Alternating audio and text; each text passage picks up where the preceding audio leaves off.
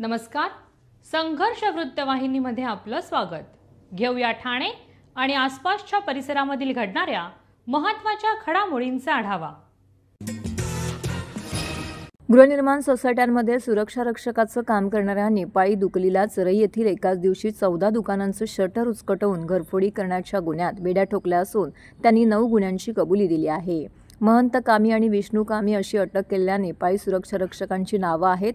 Naupada police ठाण्याच्या हद्दीतील चरई भागांमधील 14 दुकानं फोडून या चोरट्यांनी 34,000चा ऐवज चोरून नेला होता. या गुन्ह्याचा समांतर तपास ठाणे गुन्हे अन्वेषण विभागाचे पोलीस करत होते. पोलिसांनी ठाणे रेल्वे स्टेशन परिसर ते चरई या भागामध्ये 100 CCTV कॅमेऱ्यांची तपासणी करून या दुकलीला जेरबंद केलं आहे. या गुन्ह्यातील दोन्ही चोरटे हे सराईत चोरटे आहेत. या गुन्ह्यातील महंत हा दुकानाचे शटर उचकटवून दुकानात चोरी करतो, तर कृष्णा हा दुकानापासून दूर राहून लक्ष ठेवण्याचं काम करत असल्याची माहिती गुन्हे विभागाचे पोलीस उपायुक्त अमरसिंग जाधव यांनी दिली. या चोरट्यांनी मुंबईमधील खार, विलेपार्ले, कळंबोली, उल्हासनगर इत्यादी भागात चोरीचे एकूण 9 गुन्हे केल्याची कबुली दिली असून पोलिसांनी 2.5 लाखांचा मुद्देमाल जप्त केला असल्याचं जाधव यांनी सांगितलं. नौपाड्याचं सांगतो. नौपाडा पोलीस स्टेशनच्या हद्दीमध्ये 12 मार्च रोजी रात्रीमध्ये एकाच रात्री 14 दुकानं शटर उचकटून त्याच्यामध्ये चोरी झाली होती. दुकानं फोडण्यात आली होती. त्यामध्ये गुन्हे शाखेच्या युनिट 1चे incharge Sachin Gaikwad, API Suryavanshi, PSI Ghuge आणि त्यांच्या टीमने ACP शेखर बागडे यांच्या मार्गदर्शनामध्ये त्या गुन्ह्याचा समांतर तपास केला. त्यामध्ये आपल्याला 2 आरोपी निष्पन्न झाले. एक महंत कामी आणि दुसरा आरोपी आहे विष्णू कामी. हे मूळ राहणारे नेपाळचे आहेत. सध्या ते मीरा रोड परिसरामध्ये राहत होते. त्या 2 आरोपींना आपण अटक केली. त्यांच्याकडून आपण ते 14 दुकानं फुटले होते. त्यामधील मुद्देमाल, पैसे, कॅश होते, त्याचबरोबर मोबाईल होता आणि इतर दुकानातलं साहित्य असं एकूण 2,60,000चा मुद्देमाल त्या 2 आरोपींकडून आपण जप्त केलेला आहे. याच तपासामध्ये अजून एकूण मुंबई असेल, नवी मुंबई आणि ठाणे परिसरातील इतर वेगवेगळ्या पोलीस स्टेशनला दाखल असलेले 10 गुन्हे सध्या उघडकीस आलेले आहेत. 10 गुन्ह्यामध्ये यांचा सहभाग आरोपींचा निष्पन्न झालेला आहे. त्याचा देखील आम्ही पुढचा तपास करत आहे. सध्या ह्या आरोपींची 28 तारखेपर्यंत पोलीस कोठडी आहे. नारपोली पोलीस स्टेशन येथे 378/25 हा घरफोडीचा गुन्हा दाखल होता, ज्याच्यामध्ये गोडाऊनमध्ये चोरी करून त्यांचे लॅपटॉप चोरून घेऊन गेले होते. त्या अनुषंगानं गुन्हे शाखेच्या युनिट 2चे इन्चार्ज जनार्दन सोनवणे, API केदार आणि त्यांच्या टीमने ACP शेखर बागडे यांच्या मार्गदर्शनामध्ये तपास केला. त्याचा समांतर तपास केला. त्यामध्ये 2 आरोपी निष्पन्न झाले. एक दिलीप चव्हाण आणि दुसरा आरोपी अर्जुन राठोड. हे मूळ राहणारे कर्नाटक राज्यातले आहेत. काही दिवस ते आपल्या भिवंडी परिसरामध्ये देखील वास्तव्याला होते.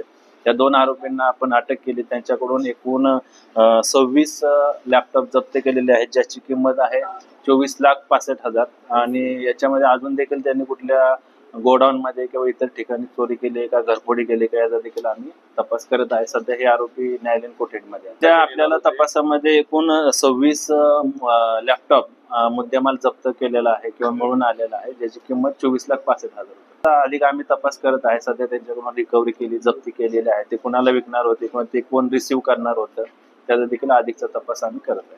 हे स्क्रूड्रायव्हर कटावणीच्या साहाय्याने गोडाऊनचं शटर किंवा दरवाजे उचकटून त्यामधील ते मुद्देमाल चोरून घेऊन. ठाणे महानगरपालिकेचे मालमत्ता कर म्हणजेच प्रॉपर्टी टॅक्स भरण्याचे आवाहन. सन 2022-23 या आर्थिक वर्षाचे मालमत्ता कराचे म्हणजेच प्रॉपर्टी टॅक्सचे बिल ठाणेकर करदात्यांना महापालिकेमार्फत आर्थिक वर्षाच्या सुरुवातीस म्हणजेच माहे एप्रिल 2022 मध्ये देण्यात आलेले आहे. तथापि अद्यापही काही करदात्यांनी मालमत्ता कर महापालिकेकडे जमा केलेला नाही. सध्या आर्थिक वर्षाचा अंतिम टप्पा सुरू झाला आहे. मालमत्ता कर वसुलीसाठी महापालिकेतर्फे कडक कारवाई हाती घेण्यात आली आहे. या अंतर्गत जंगम मालमत्ता, TV, फ्रीज, वाहन व इतर जप्त करणे तसेच स्थावर मालमत्ता वॉरंट बजावून जप्त करण्यात येत असून मालमत्तेचा जाहीर विक्रीद्वारे लिलाव करून कराची रक्कम वसूल करण्यात येत आहे. मालमत्तेस पाणी पुरवठा करण्यात येणारे नळ संयोजन खंडित करण्यात येत आहेत. त्याचप्रमाणे थकीत मालमत्ता करावर 2% व्याज आकारले जात असल्याने भरावयाची रक्कम वाढत आहे. आपला मालमत्ता कर propertytax.thanecity.gov.in या लिंकद्वारे तसंच गुगल पे, फोन पे, पेटीएम याद्वारे ऑनलाईन पद्धतीने करण्याची सुविधा उपलब्ध करून दिली आहे. शनिवार, रविवार व सार्वजनिक सुट्टीच्या दिवशी नागरिकांना मालमत्ता कर भरणे सोयीचे व्हावे याकरता महापालिकेचे मालमत्ता कर संलग्न कार्यालय या दिवशी कार्यान्वित ठेवण्यात आलेले आहे. तरी मालमत्ता कर वसुलीची अप्रिय कारवाई टाळण्याच्या दृष्टिकोनातून मालमत्ता कर भरून महापालिकेस सहकार्य करावे. धन्यवाद. झाडावरून खाली पडल्यावरती हातपाय मुरगळणे अथवा छोटी दुखापत झाली तर फारसं घाबरण्याचं कारण नसतं. मात्र हीच दुखापत गंभीर झाल्यावरती सर्वसामान्यांच्या पायाखालची वाळूच सरकते. असाच एक मुलगा झाडावरून खाली कोसळून उजव्या हाताचं मनगट आणि कोपऱ्याची हाडं तुटून बाहेर दिसत होती. गंभीर दुखापत झालेल्या मुलाच्या हाताची ठाणे सिव्हिल रुग्णालयात यशस्वी शस्त्रक्रिया झाल्याने मुलाच्या चेहऱ्यावरती हास्य उमटलं. ठाण्यामध्ये राहणारा अंकुर हा 4 दिवसांपूर्वी आंब्याच्या झाडावरती चढला होता आणि झाडाचा अंदाज न आल्याने तोल जाऊन तो खाली पडला. शरीराचा सर्व भार हातावर आल्याने उजव्या हाताला त्याच्या गंभीर इजा होऊन मनगट आणि कोपऱ्याकडील हाड मोडलं होतं. मोठ्या वेदना अंकुरला सहन कराव्या लागल्या. त्याच्या कुटुंबाची परिस्थिती बेताची असल्याने मोठ्या रुग्णालयात उपचारासाठी घेऊन जाणं खिशाला परवडणारं नव्हतं. ठाणे सिव्हिल रुग्णालयात उपचार चांगले होत असल्याचे अंकुरच्या कुटुंबाला सांगण्यात आले. त्यानुसार त्यांनी त्याला रुग्णालयात दाखल केलं. जिल्हा शल्यचिकित्सक डॉक्टर कैलास पवार आणि अतिरिक्त जिल्हा शल्यचिकित्सक डॉक्टर धीरज महागडे यांच्या मार्गदर्शनाखाली यशस्वी शस्त्रक्रिया करण्यात आली असल्याची माहिती वरिष्ठ अस्थिव्यंग तज्ज्ञ डॉक्टर विलास साळवे यांनी दिली. आपल्याकडे 13 वर्षाचा मुलगा एक उंच झाडावरून पडल्यामुळे हाताला एक गंभीर दुखापत आणि कॉम्प्लेक्स फ्रॅक्चर सांगतो आपण त्याला, एकदम कॉम्प्लिकेटेड फ्रॅक्चर झाला होता हाताला. 13 वर्षाचा मुलगा आहे, राईट हँड आहे आणि त्याचं सर्जरी करणं म्हणजे दोन साईडला हाताच्या रिस्ट साईडला आणि एल्बो साईडला दोघांना जे बोन बाहेर आले होते डिफिकल्ट होतं. फ्युचरच्या दृष्टीने त्याच्या पुढे त्याला शाळा कॉलेज शिकताना रायटिंग करताना राईट हँड असल्यामुळे एक डिफिकल्ट सर्जरी होती. परंतु आम्ही याच्यावर डिस्कशन केलं आमचे डॉक्टर साळवेंनी सगळ्यांची संमती घेऊन एक कसं प्रकारे ऑपरेशन करून अतिशय कॉम्प्लेक्स ही सर्जरी अगदी मस्तपैकी केली आणि त्याच्या हाताचं रिकवर केलं आहे. खरोखर जे गोरगरिबांसाठी आहे, प्रायव्हेटला हे जर गेलं असतं प्रचंड खर्च आला असता आणि त्याचे काय कॉम्प्लिकेशन पुढे याला डिफॉर्मिटीज येणं वगैरे खूप कॉमन असतात आणि 13 वर्षाचं असल्यामुळे यंग असल्यामुळे काळजी घेणं खूप गरजेचं होतं. त्याचं भविष्य त्याच्यावर डिपेंड होतं. तर अतिशय सुंदर प्रकारे सर्जरी केली. टोटली रिकवर झालेलं आहे आता आणि आता आम्ही त्याला पुढील उपचार चालू आहे. एकदा सगळं वोंड वगैरे प्रॉपरली हील झाली सगळं डिस्चार्ज करू. पण खरोखर आमच्या सिव्हिल टीमचं पर्टिक्युलर डॉक्टर साळवे सरांचं अॅनेस्थेसिस डॉक्टरचं 13 वर्षाच्या मुलाचं त्यांनी अॅनेस्थेसिया दिला, त्यांना खरोखर धन्यवाद देतो. आणि यामुळेच खरोखर आपण गोरगरीब लोकांची सेवा करू शकतो आहे आणि आमची टीम सिव्हिलची जी आहे ती अतिशय अहोरात्र मेहनत करून या सगळ्या गोष्टी करतात. मी खरोखर प्राऊड फील करतो आणि खरंच सगळ्या टीमला धन्यवादही देतो. आणि एक आहे की जे गोरगरीब आहे ज्यांना काही आधार नाही ते आमच्या सिव्हिलला येतात. मी जास्तीत जास्त लोकांना त्या दृष्टीने सांगेन की आमच्या परीने होईल तेवढ्या गोष्टी आपण जास्तीत जास्त करण्याचा प्रयत्न करतो. आमच्या आवाक्याबाहेरचे काही गोष्टी आम्ही इकडे करतो. तर खरोखर मी सगळ्यांना धन्यवाद देतो आमच्या टीमला. असंच काम करत राहू, असंच गोरगरिबाची सेवा करत राहू ही अपेक्षा सगळ्यांकडनं करतो. धन्यवाद. दरवर्षीप्रमाणे ठाणे महानगरपालिकेतर्फे पावसाळ्यापूर्वी मे व जून महिन्यांमध्ये झाडांच्या धोकादायक फांद्यांची छाटणी केली जाते. मात्र पावसाळ्यात वादळी वाऱ्यामुळे व अन्य नैसर्गिक कारणांमुळे काही झाडं उन्मळून पडतात, ज्यामुळे नागरिकांच्या जीवास आणि मालमत्तेस धोका निर्माण होतो. याच पार्श्वभूमीवरती संभाव्य धोके टाळण्यासाठी यावर्षी नियोजित वेळेच्या 2 महिने आधीपासूनच म्हणजेच मार्च महिन्यापासूनच धोकादायक फांद्या काढण्याच्या मोहिमेची सुरुवात करण्यात आली असल्याची माहिती ठाणे महानगरपालिकेचे अतिरिक्त आयुक्त संदीप माळवी यांनी दिली. महापालिका आयुक्त सौरभ राव यांच्या निर्देशानुसार शहरातील प्रमुख रस्ते, पदपथ, सार्वजनिक ठिकाणे, शाळा, रुग्णालये, उद्यानं, चौक, बसस्टॉप आणि रहिवासी परिसरातील धोकादायक फांद्यांची छाटणी करण्यात येत आहे. पावसाळ्यात विद्युत तारा आणि झाडांच्या फांद्यांचा संपर्क होऊन अपघात होण्याची शक्यता लक्षात घेऊन तांत्रिक दृष्टीने ही छाटणी केली जाते. त्यासाठी प्रभाग समितीनिहाय सर्वेक्षण करण्यात आलं असून सुमारे 6,367 झाडांच्या धोकादायक फांद्या काढण्यात येत आहेत, असं अतिरिक्त आयुक्त माळवी यांनी स्पष्ट केलं आहे. या मोहिमेची माहिती देण्याकरिता ठाणे महानगरपालिकेतील कैलासवासी नरेंद्र बल्लाळ सभागृहामध्ये पत्रकार परिषद आयोजित करण्यात आली होती. यावेळी व्यासपीठावरती अतिरिक्त आयुक्त संदीप माळवी, अतिरिक्त आयुक्त प्रशांत रोडे, उपायुक्त मधुकर बोडके, वृक्ष अधिकारी राजेश सोनवणे, वरिष्ठ अधीक्षक केदार पाटील उपस्थित होते. धोकादायक स्थितीत असलेले जे वृक्ष असतील, त्यांच्या फांद्या असतील, त्याच्यावर आपण कारवाई म्हणून आपण 15 मेपासून दरवर्षी आपण वृक्षांची छाटणी करतो. धोकादायक फांद्या असतो, परंतु यावेळेला माननीय आयुक्त महोदयांनी ती कार्यवाही लवकर करावी, जेणेकरून पावसाच्या आधी कुठल्याही पद्धतीचं वृक्ष छाटणीचं एखादं काही राहू नये आणि त्यात पावसाळ्यामध्ये धोका निर्माण होऊ नये. यासाठी आपण 15 मार्चपासून शहरामध्ये प्रभाग समितीने आहे धोकादायक झाडांच्या फांद्यांची छाटणी मोहीम सुरू केलेली आहे. त्यासाठी आपण जे काही सार्वजनिक ठिकाणं असतील, उद्यान असतील, पदपथ असतील, बसस्टॉप्स असतील, या सर्व ठिकाणी जे काही धोकादायक स्थितीत असलेल्या झाडांच्या फांद्या असतील त्या आपण छाटणीचं मोहीम सुरू केलेली आहे. साधारणपणे शहरामध्ये 6367 झाडांचं आपण सर्वेक्षण केलं आहे, प्रभाग समितीने आहे, आणि त्या झाडांचं आपण आत्ता छाटणीला सुरुवात करतो आहे. कुठलीही सावली नष्ट होणार नाही याची काळजी घेऊन, आता उन्हाळा, कडक उन्हाळा याची जाणीव आम्हालाही आहे, परंतु हे करत असताना आपण त्या झाडाची सावली नष्ट होणार नाही. केवळ ज्या धोकादायक स्थितीत असलेल्या ज्या फांद्या आहेत त्या फांद्यामुळे कुठल्याही परिस्थितीमध्ये सावलीला बाधा येणार नाही अशाच पद्धतीचं ट्रिमिंगचं नियोजन आपण केलेलं आहे. प्रभाग समितीने आहे, आपण तशी मॅनपॉवर मशिनरी उपलब्ध करून दिलेली आहे. त्याच्यावर आपण कंत्राटदारांना सूचना दिलेल्या आहेत, आमचे अधिकारी तैनात केलेले आहेत प्रत्येक प्रभाग समितीने आहे, आणि त्याच्यावर प्रभाग म्हणजे झोन नुसार आपण आपले वरिष्ठ अधिकारी त्याचं मॉनिटरिंग करण्यासाठी आपण नियुक्त केलेले आहेत. त्याच्यामुळे अतिशय व्यवस्थितपणे झाडाला बाधाही होणार नाही आणि अनावश्यक वृक्ष छाटणी होणार नाही याच्या सूचना आपण ऑलरेडी त्या ज्या ठेकेदारांनी दिलेल्या आहेत.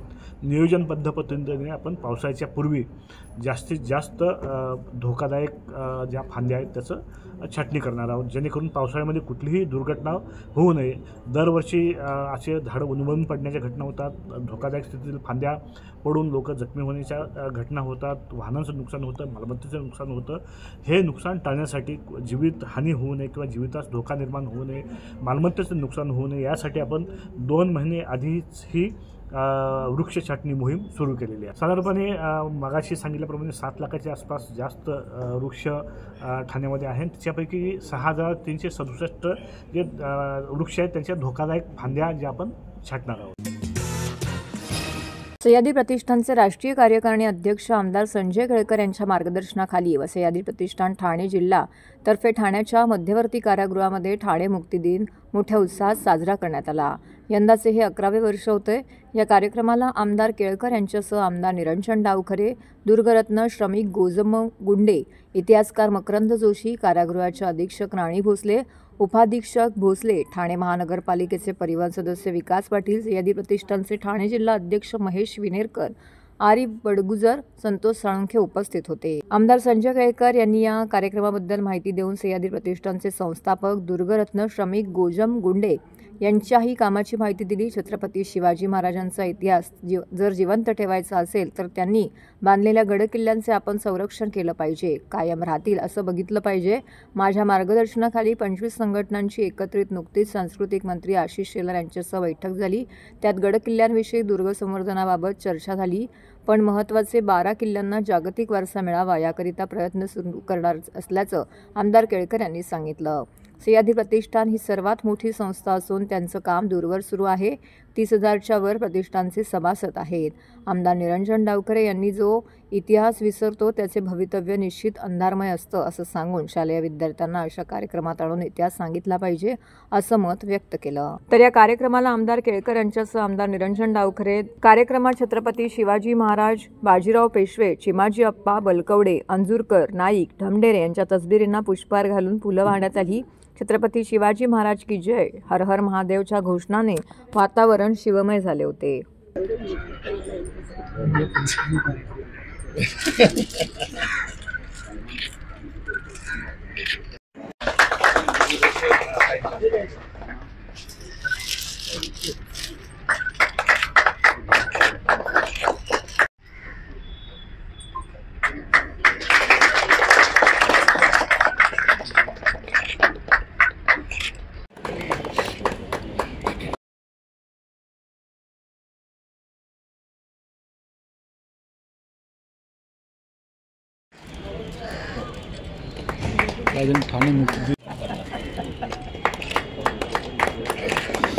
शहराच्या इतिहासातला एक सुवर्ण दिन गेली 10-11 वर्ष ते सातत्याने साजरा करत आहेत.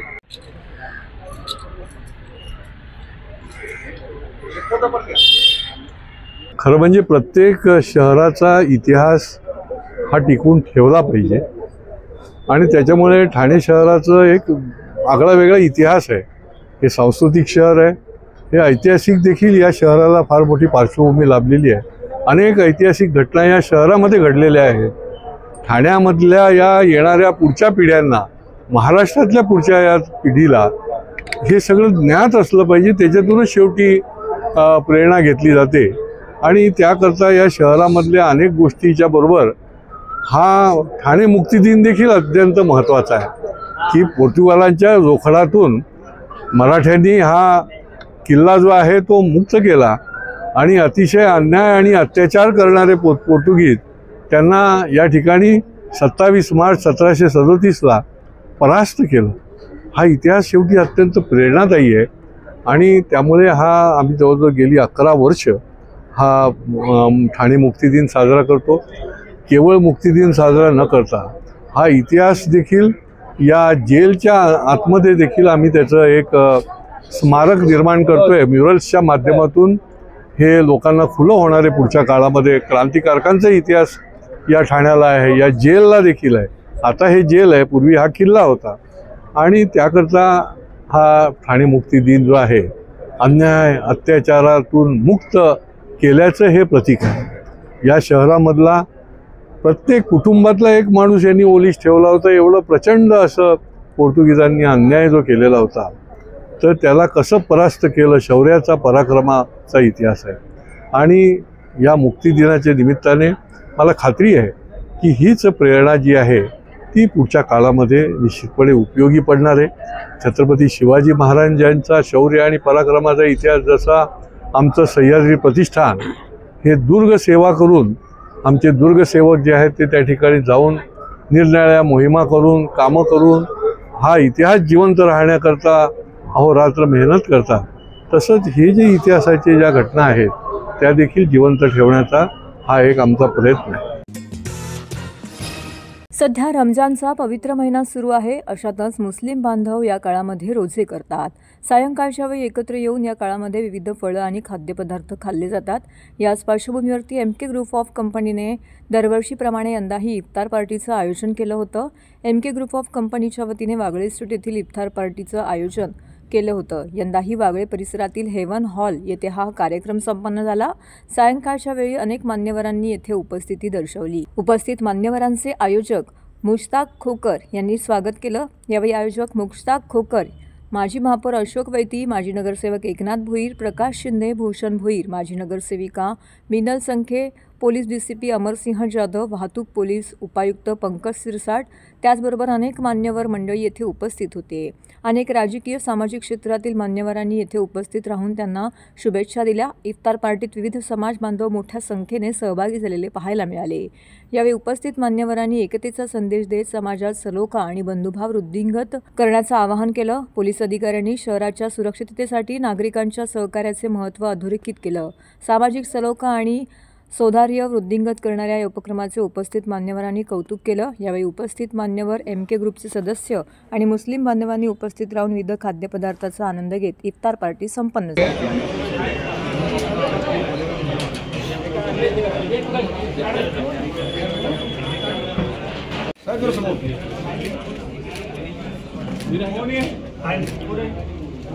आज ह्या ठिकाणी इफ्तार पार्टी हिंदू आणि मुसलमान बांधवांनी एकत्रपणे साजरी केलेली आहे. आपण पाहिलं असेल की महाराष्ट्रामध्ये अशा विविध ठिकाणी अशा प्रकारच्या उत्सव आहे. हा खरा म्हणजे एकत्र येऊन हा उत्सव, हा सण आहे साजरा करताय.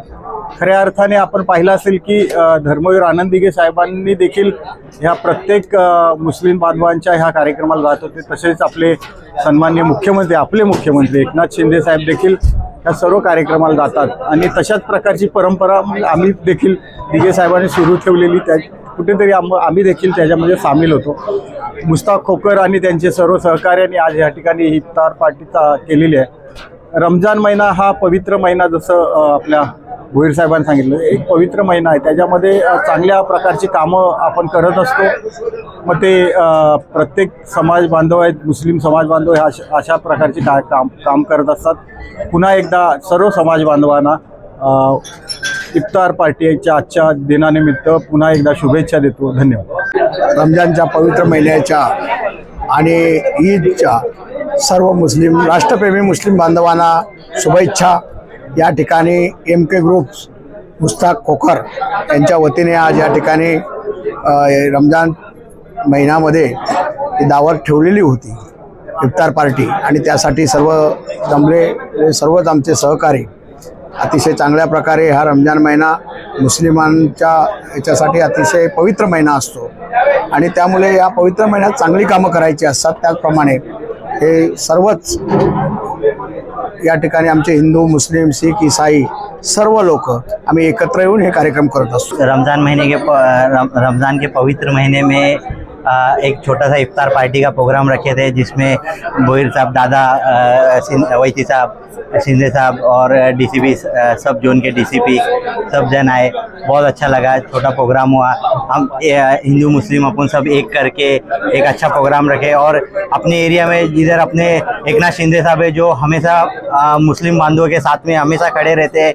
कोई कुछ भी बोले शिंदे साहब के लिए, और शिंदे साहब हमेशा हम सबके सपोर्ट पे खड़े रहते हैं. कोई भी काम मुस्लिम बांधवों का हो तो शिंदे साहब है, वैती साहब है, दादा है, पक्का शेठ है, सब हर वक्त आगे आते हैं. दादा ने तो इतना काम किया है, इंदिरानगर पट्टे में तो पूरा मुस्लिम बांधवों का एरिया है, हर चीज़ के लिए दादा आगे खड़े रहते हैं. वैती साहब है. तो अच्छा प्रोग्राम हुआ जिसमें सब जोन के लोग आए. मेरे मात्रे शेठ आए, हिरन भाई आए हमारे बिल्डर कंस्ट्रक्शन ग्रुप से, और पप्पू भाई एहतशाम आए. मुमरा से शहजाद भाई आए, कैसूर में है बिल्डर. ये सब अपने प्रोग्राम में बहुत अच्छा लगा. शंके मैडम है, मेरी बहन है, मैडम भी हमेशा हर काम में मेरे साथ खड़े रहते. ठीक है. तर हे होतं संघर्ष वृत्तवाहिनीचं आजचं बातमीपत्र. उद्या पुन्हा भेटू याच वेळी याच ठिकाणी ताज्या घडामोडींसह. तोपर्यंत नमस्कार.